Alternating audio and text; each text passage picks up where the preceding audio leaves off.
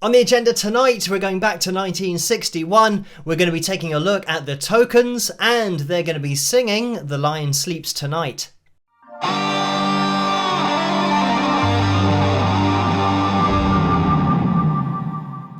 Hello, Phil here from Wings of Pegasus, and welcome to another analysis video. If you enjoy this video, please give it a thumbs up and subscribe. So, it's taken a while to get to this song because it's so well known. I'm surprised that it's only just been requested, but we are going to be jumping into it with the picture monitoring software on screen. It is a short performance, so we might just listen to this the whole way through, or we might not, but links in the description below just in case. Let's jump into it.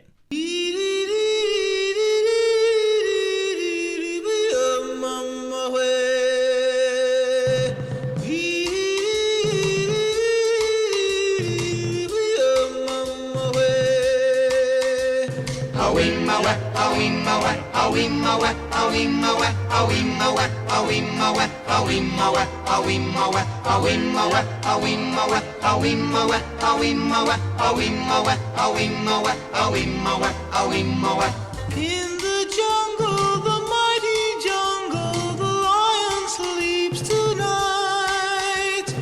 In the jungle, the quiet jungle, the lion sleeps tonight.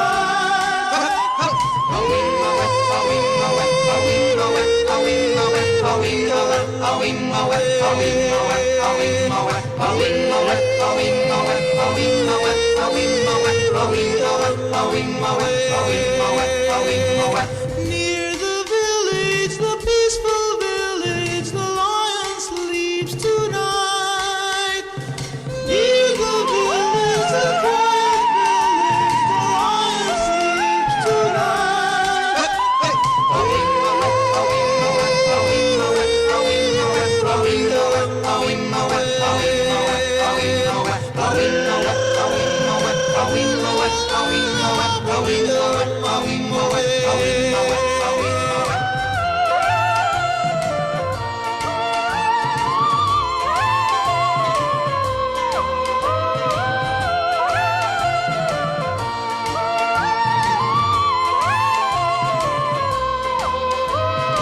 Hush, my darling, don't fear, my darling, the lion sleeps tonight. Hush, my darling, don't fear, my darling, the lion sleeps tonight.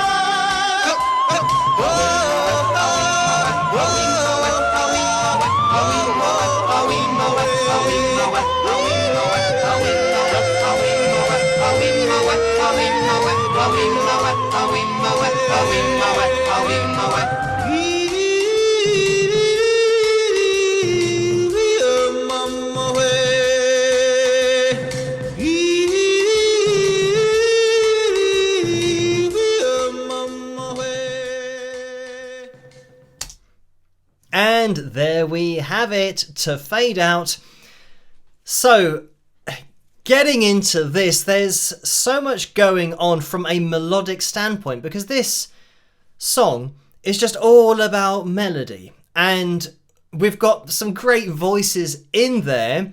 We've got Seigel, who's doing the vocal, the lead vocal, but we've also got another lead vocal, that soprano voice that's going on in the background. And the voice is Anita, Darian, I believe her name is, from memory.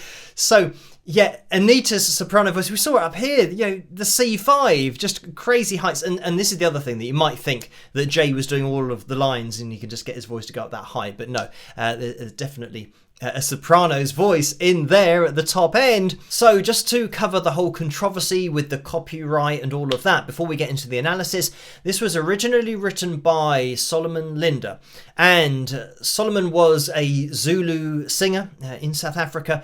This song was seen as a traditional South African song, and this is something that happens all the time with traditional songs and songs that are in the public domain.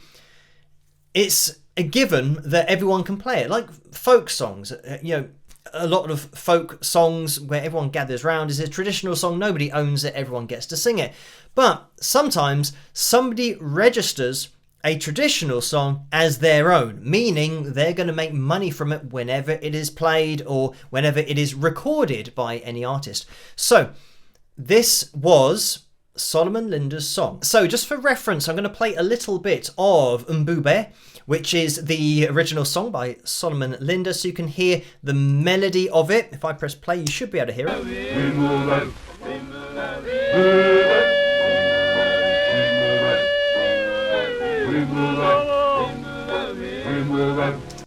So you can hear the way that the melody's changing and the backing vocals, the way that they're changing as well, and that classic head voice sound coming down into chest voice. You could say that the Tokens version is a little bit more elaborate with that rundown, maybe hitting the notes a little bit more distinctly. But in 1949, 1950, around that kind of time, Pete Seeger heard this, and he had a folk group at the time called the Weavers, and they decided to do their own version of the Solomon Linda song, and they started performing it live, and then they released their own version, which they called Wimaway, because they misheard the chorus of Solomon Linda's song and just made that the title of theirs. So fast forwarding 11 years to 1961 and the Tokens version of this song, it was George David Weiss who wrote the lyrics to this English version of it. So I would say that there's a distinct change there, that now we've got lyrical content to go with the song, and this is where obviously Anita came in to do the soprano vocals, but we've got this fundamental melody still in there. The problem arose when it was then registered, and it was registered through Weiss's Abilene Music Incorporated, which was the publisher now of this song. So with that goes the copyright. And it was Howie Richmond who used an alias or a pseudonym for claiming this copyright. And Howie was a partner of the publishing company. So then all of the royalties would be coming into that publishing company and effectively to Howie Richmond. And by the way, the initial release of it back in 1939 by Solomon Linda was very popular, and he became very well known from it.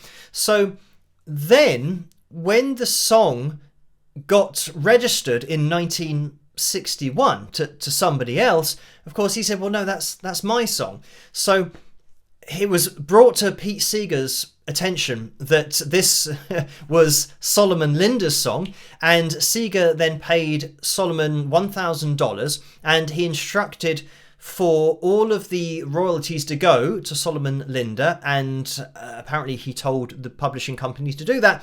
Unfortunately, Pete didn't see that through and make sure that that happened, so it meant that it didn't happen. So yeah, go all the way through the decades, and then the Lion King and all of that kicking off. Eventually in 2004, considering the song was written in 1939, in 2004 Solomon Linda's estate started a lawsuit, and in 2006 it was settled that the royalties for the song, The Lion Sleeps Tonight, will go into a trust as designated by the Solomon Linda's estate, or by his estate. So yeah, eventually they got there in terms of getting their rightful earnings. But getting into the analysis of this version, as was requested for this video, we're going to have a little listen through and just focusing in on Jay's vocal, because we can see how accurate he is on the pitch monitoring software. Let's just have a listen.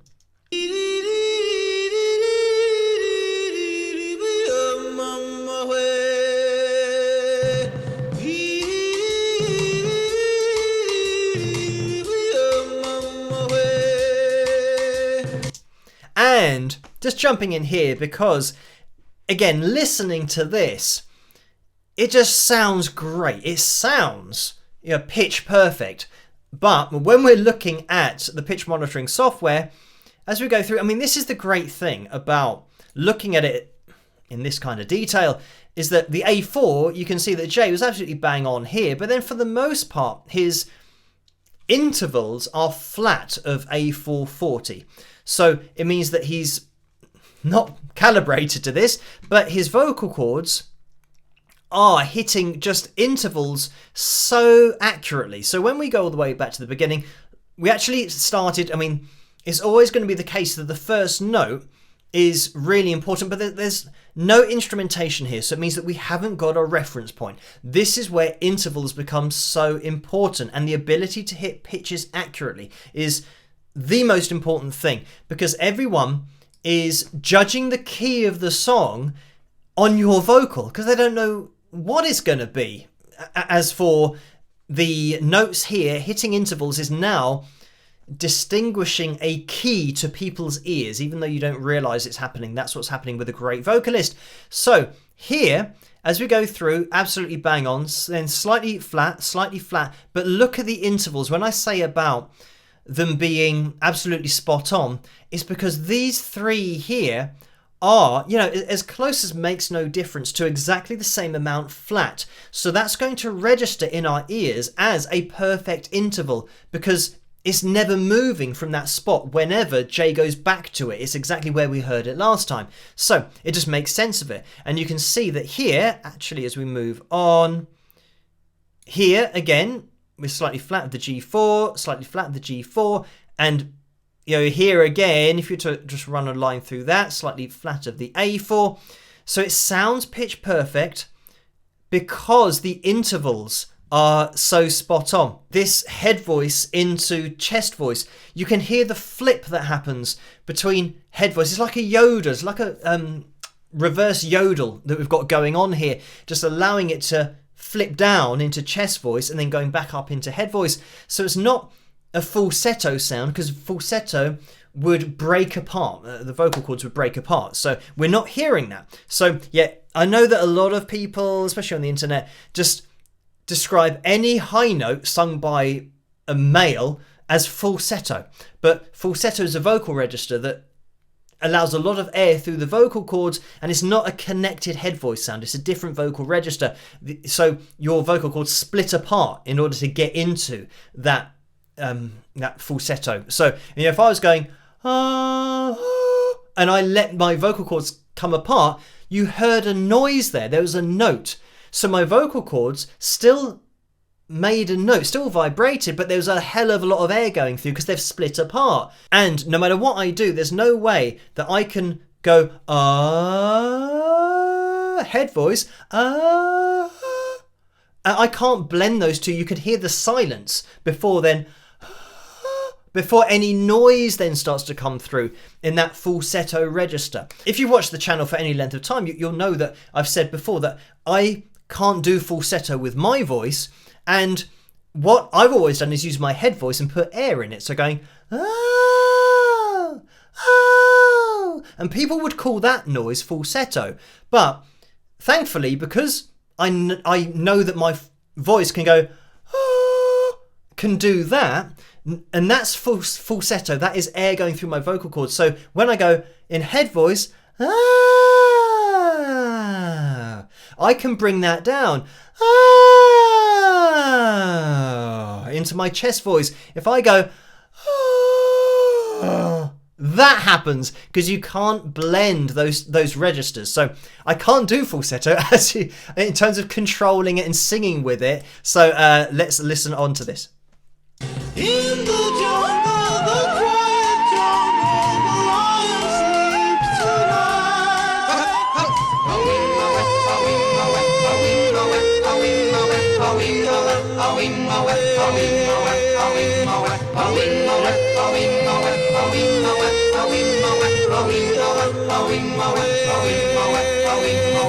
I mean, yeah. Obviously, it goes without saying, having the range to do this in the first place, but you can hear how Jay's voice flips. Again, that's another thing that my voice has never done, is flip between head voice and chest voice. So, as he comes down, he's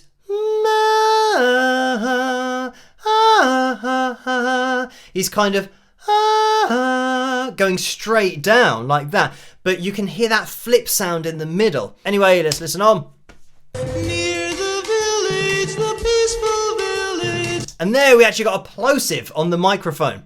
I love hearing that kind of thing. Not that it really makes any difference to the song, but hearing the voice hit a microphone. So you know that this is just a genuine recording. Obviously, it's going to be in 1961, but it's the kind of thing that, yeah, you don't hear a lot of because everything's so well produced. Even back in the 60s, that getting rid of plosives is one of the first things that they would have done. But you can hear that air hitting the mic. Near the village, the peaceful village, the lion sleeps tonight.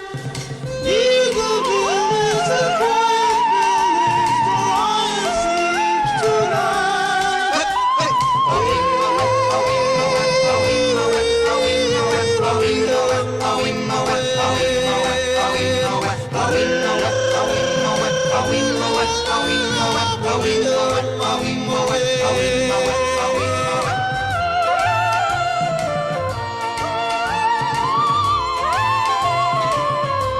I mean, it's great because we can see Anita's vocal on screen with this really controlled vibrato with this C6. So yeah, I mean, you can just tell it's just a great soprano voice we've got going on. Total control. Look at the accuracy pitch-wise as well.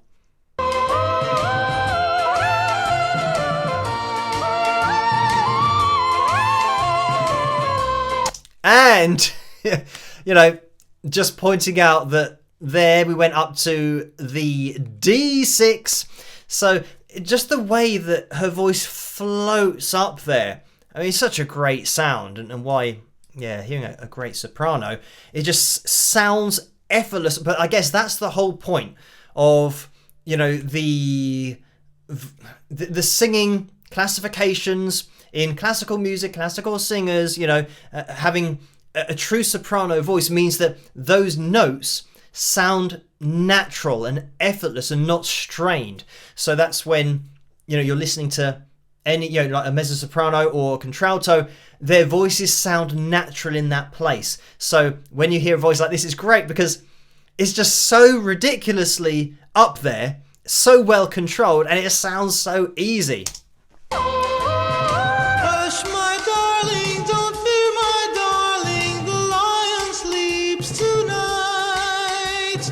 Hush, my darling, don't fear, my darling, the lion sleeps tonight. We actually got a little bit of double tracking on that lead vocal from Jay, but you can see that a pitch perfect sounding vocal still isn't really on these lines. But as I go through a little bit more, now and again, you'll see things, you know, like this, where Jay is, you know, just touching that line for a split second. But, you know, but by no means is it always on the line. Great singers will do this, just hit it for a split second, but then it will go back to being, you know, where the best pitch is, not where things are calibrated to.